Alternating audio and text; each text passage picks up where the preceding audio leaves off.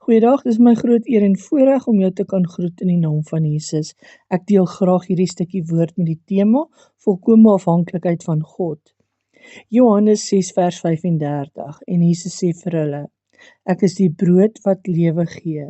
Wie na my toe kom sal nooit weer honger kry nie, en wie in my glo sal nooit weer dors kry nie. Toe Jesus van homself gepraat het as die brood, het hy dit met die lewe self geassosieer. Jesus se lewe is jou lewe. Hy voorsien vir jou voedsel, hy sorg vir jou. Jy is in alles van hom afhanklik en in alle dinge wat betrekking het op die lewe en die vroomheid. Jesus, u lewe is soete waters. U aanraking bring genesing.